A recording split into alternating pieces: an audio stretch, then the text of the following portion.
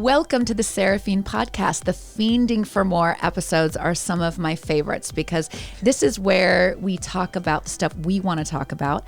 And today, what I want to talk about is one of the most important members of Team Phiend, and that is Giovanna Caponetto. What's up, lady? What an intro. I know. I am so happy to have you in the seat across from me today because I usually feel like it's kind of the other way around. You're the one who's asking me questions. You're the one who's kind of helping me get my shit together. So let me just first start out by telling you what Giovanna does for me. So Giovanna is my brand manager, and she's basically like the person who controls my right hand because my left hand is like all over here. So she helps me get on track. She books a lot of the guests here. She has a Rolodex. When we talk about Rolodex, like in Hollywood of like, you know, the I don't know, you know, those big management groups or the people that you're like, fuck, they have who on their docket? She knows a lot of fucking people, and people love her. And she's so great to have on the team because she's a relationship building woman, and she's pretty excellent at social media. If you take a look at what she does, she doesn't believe in any of the bullshit of like buying followers. She's not somebody who, when it comes to your brand, it's about authenticity with her. So when I first met Giovanna, we actually had been working with another company, Yoga Pants Gallery. They are a company here in town that has really done a lot of work within the community and really was female focused. We worked with them she worked longer. You were a part owner for a while. Yeah, for 4 years. For 4 years. And she really learned how to build a brand. So it was pretty cool because when she stepped away, I was still with them and I was kind of getting the itch to do something, but I knew I didn't want to sell anything and I knew I liked to talk. So hence my podcast. So Giovanna and I actually connected. And we just immediately synergized, I think because we were like-minded, and a lot of the things we have done in our past really helped cultivate what we've built for our future now, which is super cool. So I'm really glad to have you here so that people can actually get to know you, because I think a lot of people think they know you because you are such an awesome person and you make everyone feel very welcome. But the other thing you do is you ask a lot of questions and you listen, like my husband.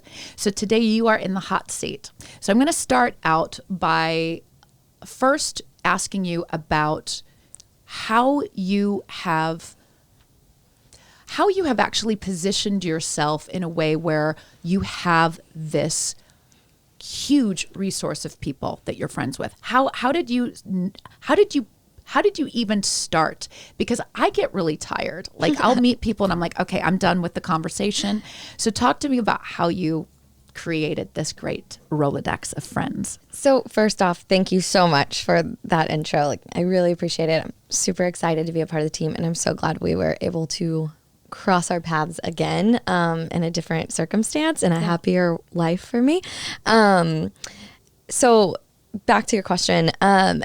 It's really funny you ask that. This morning, my mom and I were just talking about something we commonly talk about. The company that you said, I won't say the name. And it was just kind of like, sorry, it was just kind of like this situation, you know, like when you do get burned, right? Yeah. And it's one of those things where you're like, you could either say, fuck this, I'm done. Like I will never deal with something like that again, blah, blah, blah.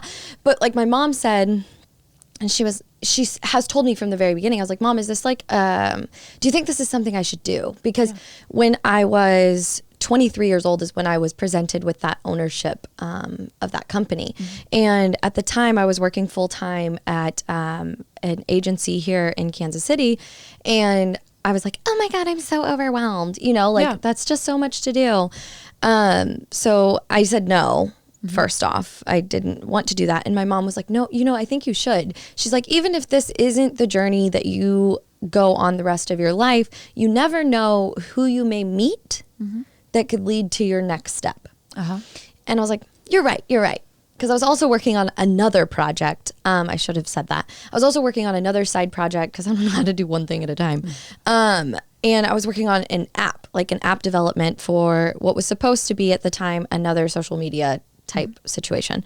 I think it kind of flopped. I left that because I did get way overwhelmed with the apparel company that I was with. So with that being said, I was working on building a company, right? Like from nothing. So I was like, okay, the only thing that is going to absolutely grow this company and the best form of marketing. I heard this from a woman that I worked with, who we should probably bring on the podcast. She's pretty great. Yeah. Her name was Callie England. She told me, she was like, the best marketing dollars ever spent are going to be free product. I was like, ooh, that's smart. Well, then you start finding these people that are influential. And like you say, like Instagram influencers, I didn't want people that were just an Instagram influence. I wanted them to be an impact. Like at this point, it was going to be, this was an extension of me. Like you are an extension of me if I put my product on you, right? So I was super selective. And I think with that came literally the best people I have in my life. Yeah. I selected these women and Aaron, that I wanted to join this team that now are literally my best friends. Yeah. Like, because I was super,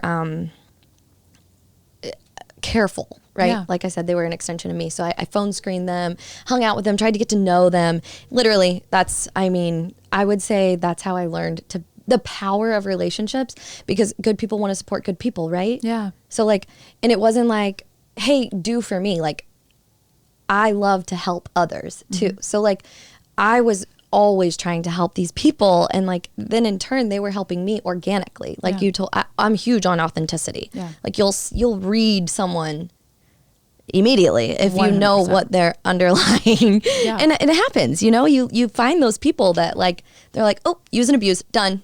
What is it? I want to know what the secret sauce is, because for me, I can get really excited about people and I want to spend all this time with them. But there are moments where, depending on what's going on in my own life, and it's happened more and more as I've gotten older, is I kind of will shut down and retreat. And I find that a lot of friends of mine will take it in a way of like, well, the girl isn't calling me, so I'm not going to call her. And then the friendship kind of fades. So what I'd like to know is, how do you keep the momentum in a friendship going? Because I know you have days to where it's like, it's you're not always the person who's like, I want to call you and I want to call you and I want to hang out with you. Like, you need your me time too. But what is it that keeps you going and keeps checking in with your people? Because it is about, checking in, making sure that you're still in front of their face. Yeah. How do you have the will to do that? Because I have days where I'm just like, fuck it. Honestly, it's the people that were there for me in my darkest time. So right when I stepped away from that last company, this is kind of segueing into something else, I guess. When I stepped down from that other company, I was also working in parallel full-time for Hallmark. And 2 days after I stepped down from that company, I lost my job. I found out I was losing my job at Hallmark along with like 1,000 other people. Wow. And I was just distraught, right? Like, I had at that point lost my identity, so I thought, plus my income. Yeah. Because unfortunately I wasn't making anything from the place, or the company, but it was like I was building it. I loved it. Yeah.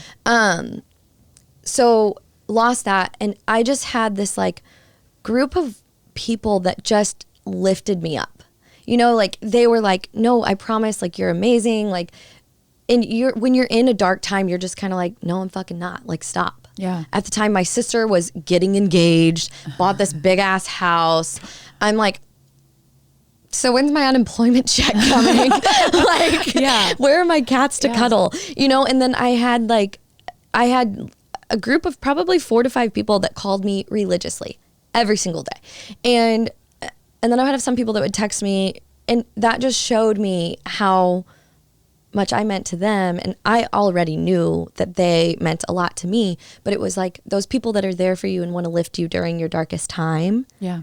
Like, I would not be where I am today Yeah. if not, and my family is huge, but like if it weren't for them. So it drives me, like those people are in my life for a reason. Yeah. And I notice that. And I don't believe in coincidence. There's no such thing as coincidence. And those people make me happy. So that is, I guess, why I do, like you saw downstairs before, my friend Dana called, right? So like, I'm like, oh, I got to answer. Like I make sure that I'm there for them. And I make sure literally just to say hi, like see my friends' smiles on a daily basis. Like that's huge to me. Like that's what, I guess my secret sauce is I'm genuinely happy. And I think you're genuinely invested. I think the funny thing that's I want to see them happy. Totally. Yeah. And I do watch, what's so interesting for me is I don't know. I've always had girlfriends, but they've always kind of been in and out. I've only had really one consistent friend because we moved a lot when I was a kid. And then the one friend that I kind of kept for a long period of time, she's a little younger than me. And again, we go in and out of phases of really being close.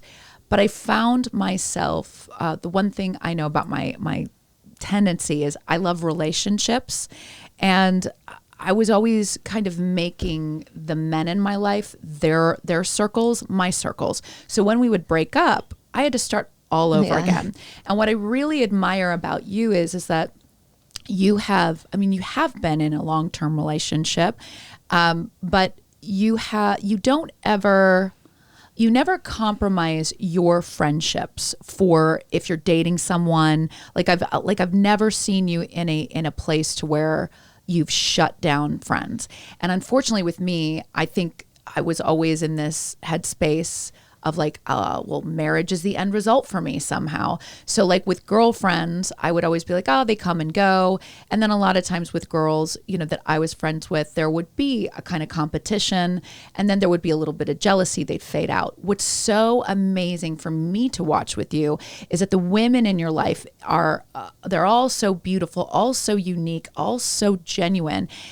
And there doesn't feel like there's too much of a competition anytime. You're all motivated as fuck, but you're also rooting for each other.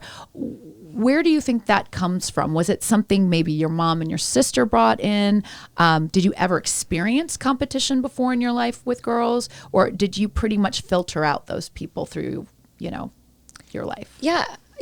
My mom and sister are amazing. And we've always kind of been each other's cheerleaders.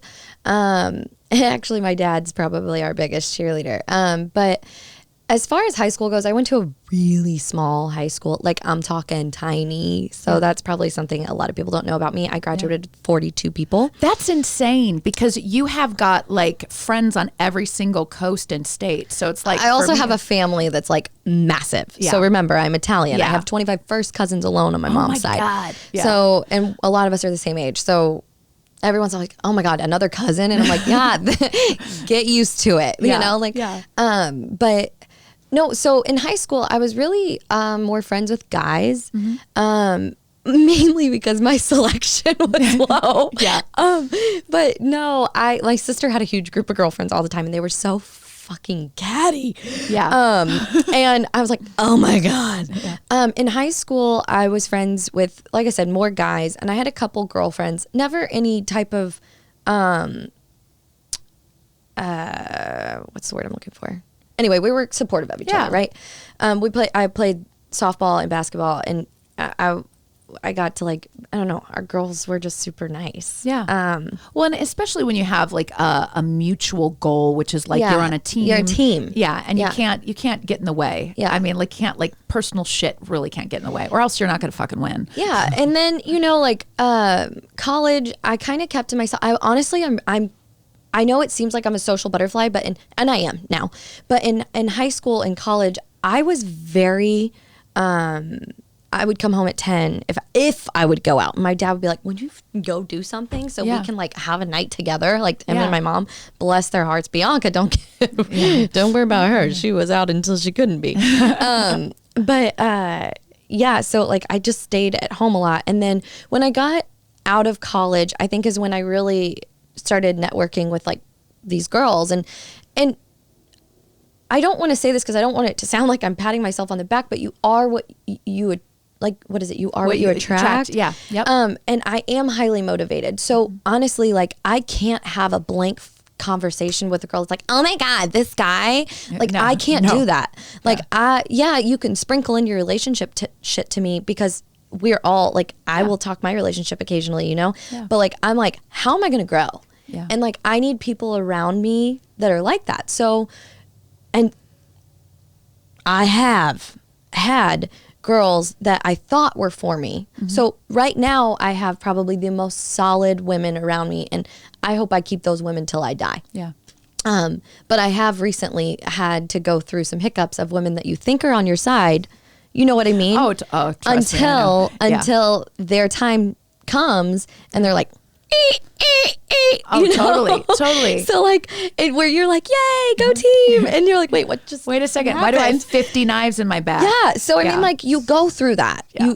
And now Bianca goes, you must show me all these people. I have to meet them. We have to filter through, because a couple people that she did not like ended up stabbing me in the back, and she called it first day, and I'm like, oh my God, no, you got to give them a chance. Yeah. And no, Bianca was always right. looking for the good in people. Yeah. It's funny because I do believe that, you know, when when you have that core group behind you, it can be really intimidating for new people to come in.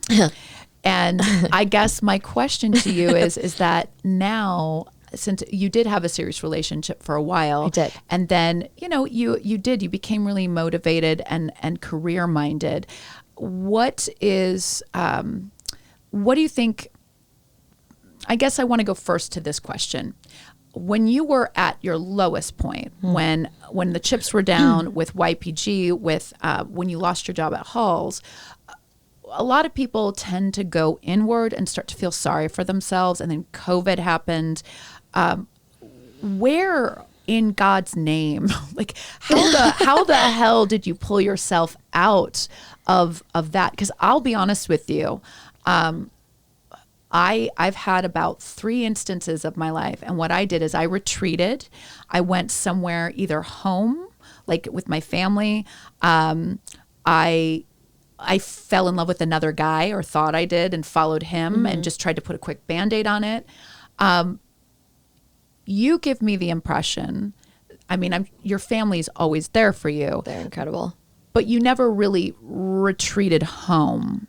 No. So where did you find it in you to not just cry into someone's arms and have them lift you up? How did you find your own will to do it? I'm not going to give myself that much credit. I did cry every freaking day for a while. But I kept up at the gym, right? Like I was religious at the gym. I would go 1 or 2 times a day. I'm very fortunate in my connections in the fitness world here. And so I got to outlet myself there. And I cried a lot. And it was, I pity partied myself. I was like, oh my God, I hate my life. You know, I did do that, but there was still a part of me and my friends and my family that were like, you're not supposed to work for a corporate America company, you know, like keep going. It's fine. This is just one of those phases in life that's going to make you appreciate the shit that you're about to get. And my cousin Jackie once called me and she was like, my family calls me Vonnie. And she's like, she calls me Vons. She's like, you know that there's always stories of those super successful people that they just keep getting knocked down and just keep getting knocked down. And every time they get up, they're more and more successful. She goes, I feel like that's going to be you. And when you're in your headspace that your world is freaking crashing. Like I moved into this super expensive apartment downtown, like 2 months before I lost my job. And I'm worried about literally how I'm going to pay my bills. And so when people are saying that shit to you, you're like, shut the fuck up. Like, I suck, you know? Like, you're like, leave me alone. Yeah. Like, just let me. And so I did go through that. And then, you know, it was like something right after the beginning of the year before COVID. Yeah. I got this like, boom, oh my God, I'm going to be okay. In my head. And it was like, oh, a job fell into my lap. And I was like, great. Yeah. this is wonderful. And I shot for it. I was like, hey, this is what I want.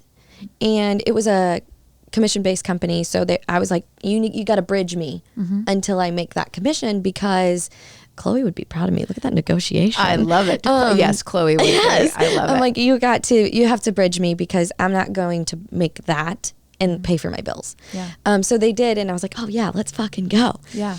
And then our friend COVID was like, hello, your job is gone. Yeah. So then here I am again, like after 5 weeks, I think, with that company on my ass. Yeah. And I had been told repeatedly that my friends were like, this job, before they even knew I was going to lose it from COVID, they're like, oh, this job is just a phase. Like, you're just going to need it as a stepping stone anyway. Yeah. And then I lost my job, and that was seriously what happened. But I think it was in me that I knew that I had something that I was good at, and I needed to capitalize on that, but I didn't know how. Yeah. You know, and it wasn't until I visited some friends in June, and one of my best friends, Julissa, she always told me, like, you know, keep going. And she and I were both kind of going through a moment together. Yeah. And we were kind of each other's rocks. And I went to visit her, and her boyfriend were just firing away at me these ideas. And it just sparked in my head, like, why? Why am I looking for a job that people have, like, on their list that isn't what I want? And I'm trying to create a job in somebody else's organization. Yeah. Yeah. And it was like, ding, ding, ding. I'm like, no, do it yourself. Yep. So, like, I knew what I wanted out of life, but I did have the pity card in my pocket for a minute. Yeah. So yeah, I knew what I wanted out of life, and I don't know, it was just something in me that was like, go for it. Well, I shouldn't say it was something in me. It was a lot of the people that I love were like pushing me. But, you know, it's like one of those things, like, if your girlfriend keeps going back to her ex-boyfriend, and you're like, honey, he sucks, stop. Yep. And it's not until they realize it, until the pieces get put together. And it was one of those things. It's so, again, for me, I just I love hearing people's stories when they have been knocked down, because it took me a while to realize that it's not something that is necessarily in you initially. Right. A lot of times it's a learned behavior. It takes that shit happening. Totally. And if you have people around you who have like what I call the victim, like Scarlett O'Hara fainting on the couch mentality, it's such a big energy. Yeah. And pity party energy, I think, is probably the energy now that I am. It's not that I don't want to say to someone like, God, I'm sorry this is happening to you. Like, sorry about your face. Yeah, sorry about your face. Oh my God, that was my favorite. So Giovanna got acid peel the other day, and she's texting me, and she's like, I don't know, we're taking a lot of photography today. I don't know if I want to be in any of the shots. And then she's like, my face is just so rough and whatever. And I go, oh, I'm so sorry about your face. On the text, it read so awful, but it was literally, I'm sorry that the acid peel hurt your face, but she was like, so it's now our inside joke now, but I was sorry about your face, girl. But anyway, as I watch and observe you in the last couple months, having us working together, and then, you know, the mixture of the people I bring onto the podcast and the mixture of people that you have brought on the podcast for me to interview. What I love is it is completely this no questions asked. They want to be on it because it's something that you're a part of. And that is such an amazing thing to be witness to, because I do think that there is a secret sauce in you, because I have a lot of friends, but I also have friends who are also like, they don't just go dive off a cliff for me. They'll be there for me, but they're all, I have a lot of people in my life who I think are pessimists, or they're realistic people. And what I see around you is a lot of people who are dreamers, that think big, that are unafraid. And I wonder, I wonder, in my secret sauce, like where like the fear in me, because I've had a lot of fear in me to be like, I'm not good enough, or I'm not smart enough, or I'm not enough. And it's taken a long time and a lot of therapy for me to realize like, oh no, you are, and you can jump off the cliff. And guess what? If you break some bones, at least you tried. Yeah. And I love observing it, and I love being a part of it, because you've really helped me with that momentum, because I do have a lot of people around me who are very scared, and my husband, Johnny, is someone who, he's a fearless son of a gun, just like Ace is over here. And it's kind of cool. He told me the other night, we were sitting outside, and he's like, I've watched more growth and fallen more in love with you over the last 6 to 8 months. And he's like, not that I didn't love you before, I just didn't like know that this was you. Like this is really you. Because you're falling into your purpose. Oh, totally. Yeah. And he said, and the people around you, he's like, are helping you just keep that momentum. And he did. He mentioned you. He mentioned Aaron. And, he said to me about Chelsea, he's like, she's got such a good vibe. He's like, I'm so excited to see where that goes. So, I really want to take a moment to thank you, because you really have gut checked me in a lot of ways. You've reminded me. Each week she'll ask me, to think about at least 3 things that I'm proud of. And, you might roll your eyes and be like, oh my God, what am I proud of this week?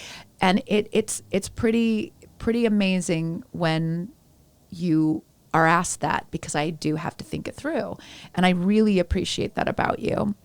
I think the one thing that I always now, like my heart, like it's so funny when I have you guys on the team, I always say like, I am so happy for this season we have together. And I hope we have more than just a season together. But there is this sense in me of like always wanting to push people to be the best that they can be. And also like give advice without being talked at. And what I see in you too is like you give so much to your friends. You give so much to your family. And all I want to do is see someone give so much to you. And that's like the mother vibe in me. It's so funny. I want to say big sister, but there's definitely a mothering quality to you. So if you were going to, if this was like the little fire that we could throw in the ingredients for someone who would be kind of your perfect mate, and could be your support system, what ingredients would we put in there? I like spicy. I love it. Not spicy to the taste, but okay, my perfect person. Aaron's pointing at himself. He's like me. Jesus, Aaron. Yes. So my perfect person, they have got to keep up with me. Yeah. And I say that in a way like not like, I'm just. I want someone that wants to see me win as well. Mm-hmm. Like I feel like you and I were just talking about this. I think the other day, like some men are a bit not intimidated, but they don't want to take the back seat of their woman. Not that I want to take the back, or like want my man to take the back seat, but I want my person to also want me to be equally as successful. They got to be funny. Uh-huh. They have to be a major smartass, because I am incredibly got to take the piss out of something. Sarcastic. Yeah, I love it. Yeah. My person would. Actually, I made a list of what my person would be like recently. And they have to, like, I love fitness. It's part of my daily life. It's literally part of my daily routine. I get up and I go every morning, sometimes in the evening, depending on how late I was up the night before. And they'd have to want that. They have to be good with my family. They have to be good with my friends. Aaron knows a guy recently kind of snubbed him, and I was like, yeah, I gotta go. It kind of came back like a boomerang, but it's fine. Yeah, I love it. So Gosh, travel. Yes. They got to travel with me. I love to travel. Yeah. I don't know. That's a good list, though. It is a good list. It's a solid it list. kind of sounds bratty in a way. It doesn't sound bratty. It just sounds like- what I love about, like I might be about single your the rest of my energy. life. What I love about your energy at 28, 29 is like you have like this really beautiful, like fleshed out list. When you get into your 30s, you cut it in half. And then you get to my age at like 38 when I met Johnny. I'm like, is he employed?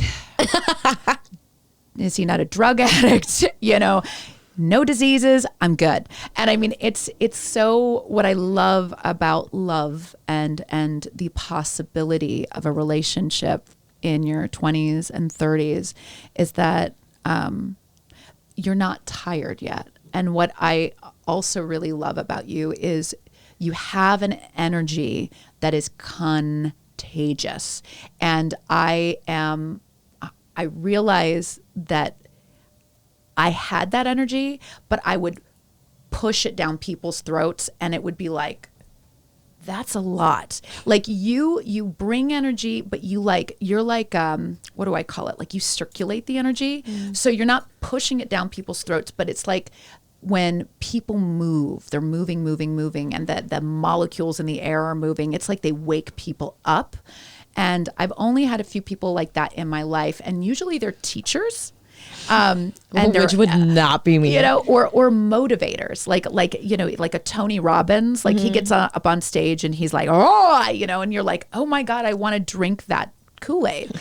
So it's pretty interesting when, you know, I hear that. So for me, the reason why I asked that question is about the relationship and kind of that person for you is I also think about like, you know, as friends, little do we ever ask, like, what do you need from somebody? And granted, I'm not going to be, you know, your man, but I can definitely, you know, bring those elements, you know, into your life. And I think we don't ask our friends enough, like, what do you need from people? Like, what do you want? What if you could be around your favorite type of person, like, what would it be, you know?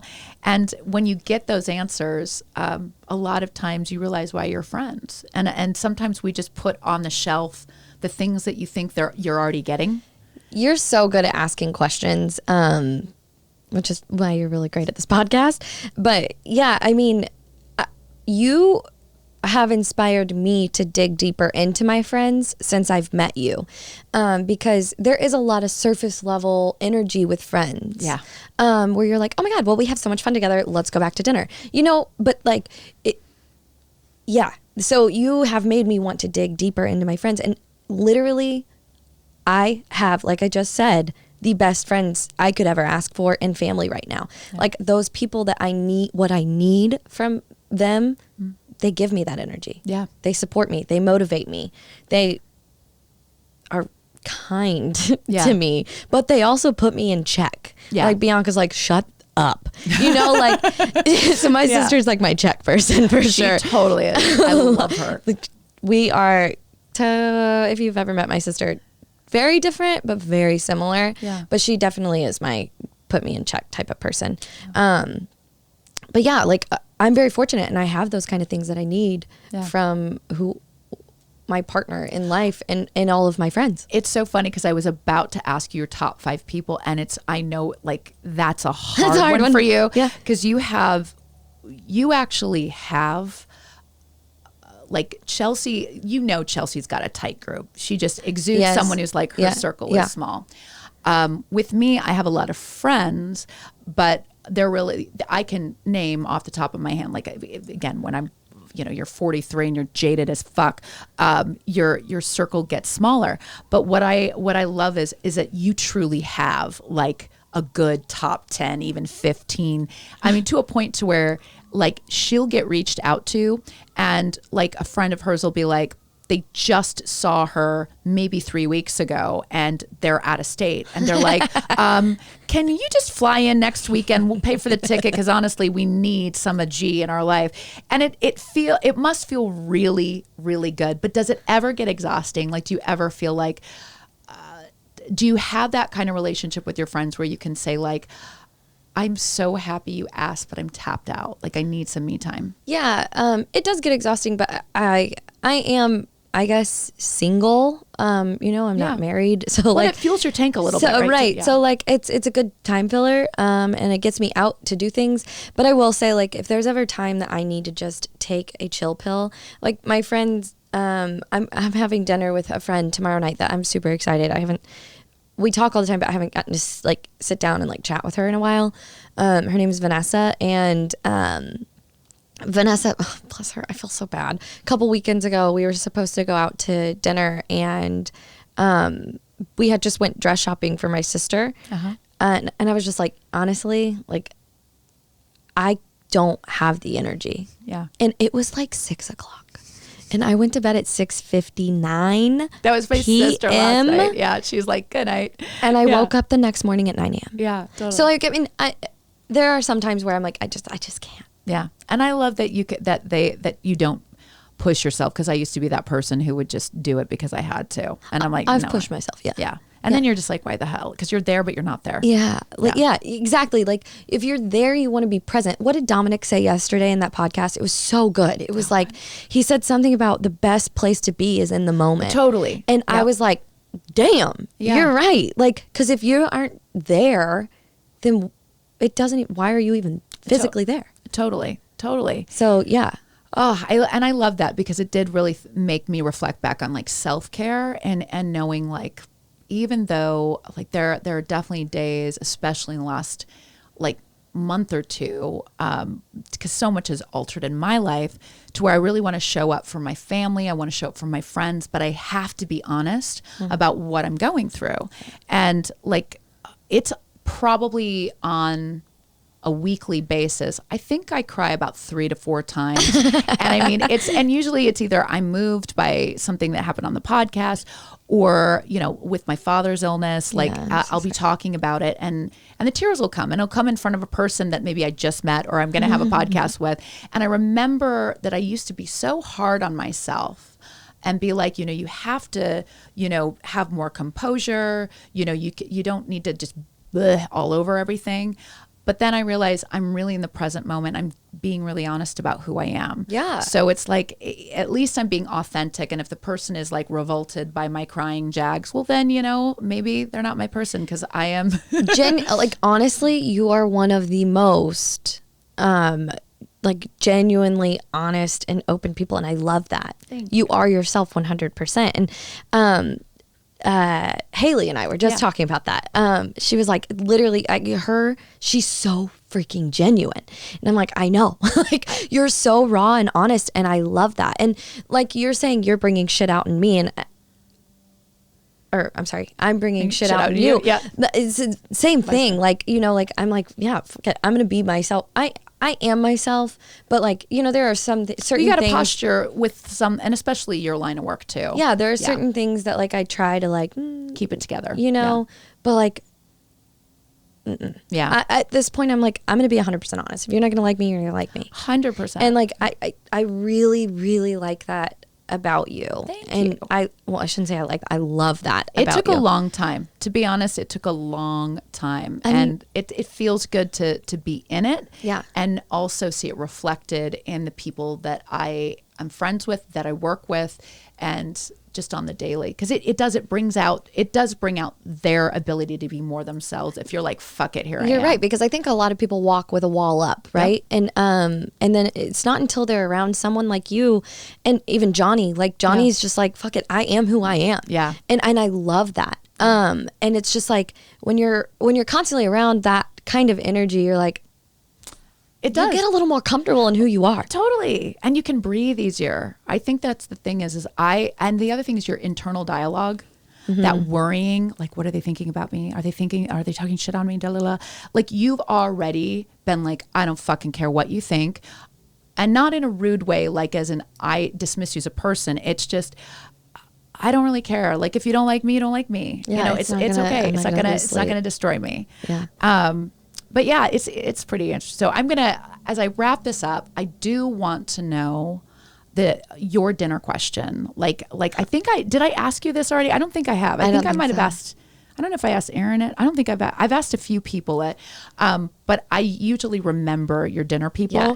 So if you are going to have dinner with 3 people dead or alive, and you can have a bonus person, because I do know that you have a few people in your life that have passed away that I know are like automatically at the table. Oh yeah. So if you need a bonus person, please add them in. Can alternate maybe? Yeah. First and foremost, my Uncle John. Yeah. My uncle, his 5th year of anniversary of passing was literally, what was that? Monday this week. Yeah. And full on hero. Like, this guy is like, yes. Died in the line of duty, fighting fire, saving people, literally. Yeah. First and foremost, him. I was very, very, very, very close with him. Yeah. He called me Alphabet. And we had a conversation really just probably a week before he passed. And it was about kind of where he wanted to see his girls go, right? He has 4 baby girls, and my uncle's 39, and he had told me he wanted them to like have the aspirations like I had, and I will hold on to that conversation for the rest of my life. And maybe that's a reason I'm so motivated, is like, I have him that literally told me, like, one of his goals was to see his girls like you, so jumping, because like jumping for motivation and stuff like that. And so, and also, it was his accident was a Monday night, and on that Saturday before that, we were all together, and like you said, I had a long-term relationship, and he and I were talking about him, and he's like, you might not want to mess that one up. Oh my God. So I'd kind of like for him to see where I'm at in life and be like, actually, Alf, I'm doing good. I was wrong. Yeah. Not that guy was bad. He's a great guy. But like, you know what I mean? Like, he's totally. Anyway, so first and foremost, Uncle John, he would be there, probably bring his pet ferret with him. And then, God, my dad's dad, because I never met him. My dad's dad died when my dad was 17. Uh-huh. And my mom's dad, called him Papa. He was like my best friend. Yeah. A best friend. He called me Vonnie Blue. Mm-hmm. So I definitely have them. Wow, it's going all towards family. So now you at least get 2 that are like famous that are alive. 2 famous. Michael Jackson. Yeah. That could be very I know, right? Controversial. Yeah. But no, so I'm very sorry. But the thing is that if Michael Jackson knew that it was just you and him at dinner, that guy might spill his tea. I want to know everything. Me too, I know. But I also want him to sing Dirty Diana to me. God. Like, I love Michael Jackson. I know, isn't it? It's so un-PC to say, but I mean, for me, he was plastered all over my 7-year-old bedroom. I know the pedophilia thing. I know, it's so controversial, but at the end of the day, the man was talented. I will have to say, let's take that aside. My memories of that person was like, it was magical. Yeah. It was magical. And it stinks when, the Disney sparkle comes out of someone and you're like, oh my gosh, we're all struggling. We're all in pain. And some of us just deal with it in ways that, I mean, talk about extraordinary. He made incredible music, but was so tortured in another part of his life. And I do think it goes with the Seraphiend, kind of like the light and the dark. All people have they've got some darkness in them. And I just try to choose, especially if people have passed away, I try to hold on to the better memory, but I also really understand how hurtful he was to people too. I know. That's why I said it could be very, it is. But I'm glad you fucking said it, because there are some people that I'd have to. Exactly. So who else would be at that dinner? One more. Oh, we're saying dead or alive? Dead or alive. Dead or alive. Oh, shit. Dead or alive. Alive.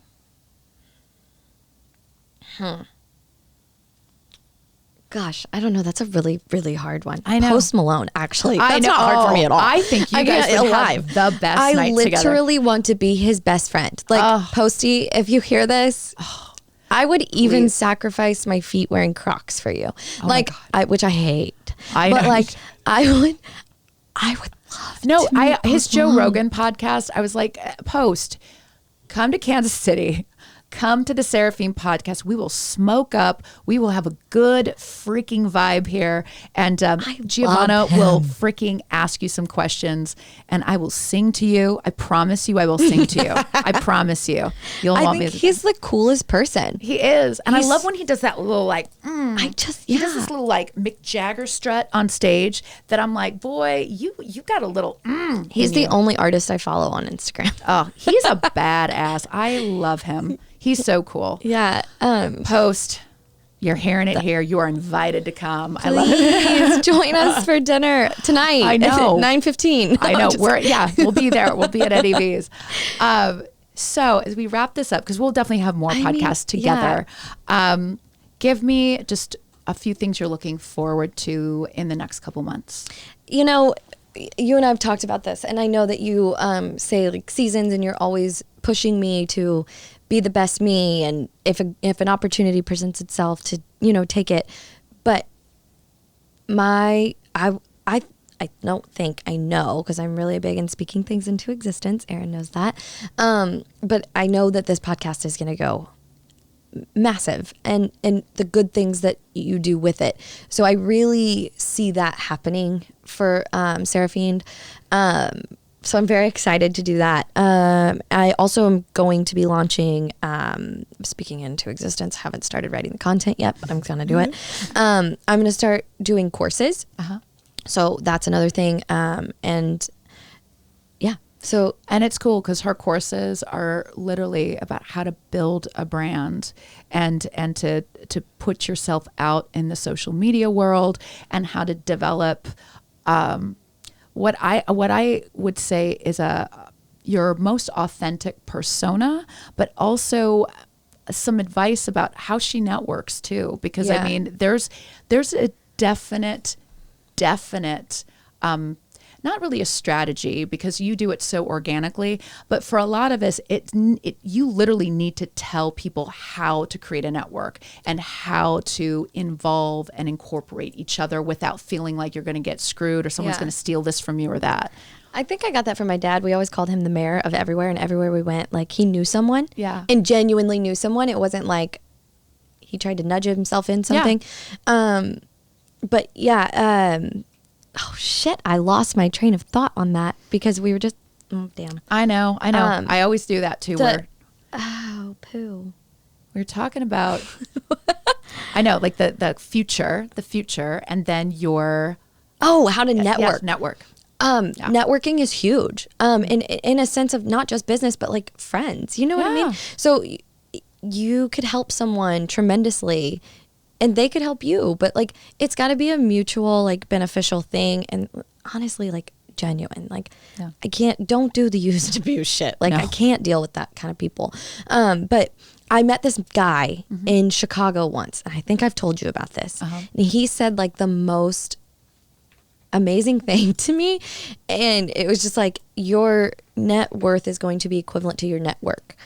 And he didn't mean that in a sense of, because he's in politics, but he didn't mean that in a sense of like use people, you know what I mean? I get it. Because he's like he is kind of sick of the politic game, but like he is such a good person, and also tries to help people, you know, and that to me was like, wow, you're right, like surround yourself. It's like it's that right, the kind of people you surround yourself with is your network. And totally. If everyone's trying to go up and up and up, you're just going to keep going up too. Yeah. It's kind of nice to not feel like someone's going to stick their foot out to be like, yeah, let's be friends.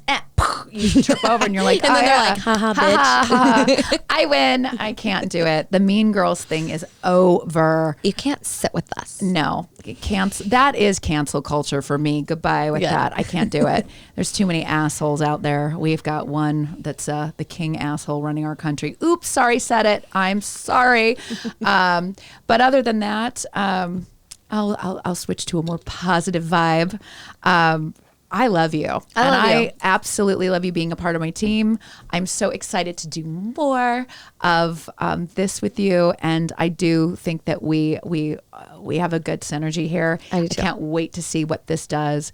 And this is going to be a nice little time capsule to revisit. We should say that our very first meeting ever ended up being 6 hours. Can you believe that shit? I know. Synergy, what? Fuck. Yes. Yeah, no, and thank you for talking so highly of me. That means so much. But I do have some shitty parts of me, okay? She really talked me up there. But I can't wait to interview you. Yes. Because I feel like there's so much, like Erin and I did a segment with you once, an episode with you, I should say. And then I always flip it back. She flips it back, but that's really what she does. Is she's always trying to make this about her or like about us, and we're like, no, it's named after you. Let's make this more about you. Like, you know. So I can't wait. Soon, you guys, there will be an episode where I'm interviewing Seraphine because you'll actually get to know me. She's so cool. Like, this woman is incredible. So I've already beat it like a dead horse. She's a genuine human and wants the best in other people. But I can't wait for people to get to know you a little bit better. I feel like this episode was patting me on the back, which I appreciate. Yeah. Like, I want people to know why I'm so excited to be a part of this team. Well, so I'm ready for that episode. That makes me feel really good. And as always, what I like about the Phiending for More is that I get to show you a little bit of my personality. Erin and I, when we first started doing it, we just were kind of riffing off of like what was going on in our life. But I want you to know the why behind why we do this podcast, the people behind it. And then just to listen. It's kind of cool to just hit play and hear about people that, their stories. And if you're in Kansas City, like, you'll probably cross paths with any of my team because we like to be around people. We like to network, but we like feeling alive, and we do it safely with masks on outdoors. But if you ever see one of us, say hello, because at the end of the day, the network, the connection it's genuine, and we love our people. So if you haven't liked, subscribed, or clicked, you need to do that now. And if you want to know more about Giovanna, you can follow her on her Instagram, which is Guided by GC, or the bigger one. It's a full name. So it's my full name, Giovanna.Caponetto. That's where to find me. And you're going to see more of her on my website, and you'll obviously see her on the podcast. So please reach out to either one of us. And also, if you ever would like to sit in the hot seat with me, Giovanna's my gatekeeper. So you can always reach out to her as well. Other than that, that has been a wrap on Phiending for More. Love you. Mwah, love you. Mwah, mwah. Love you guys. Like and subscribe. If you subscribe. No. Yeah, right? Only if you subscribe. See you guys later.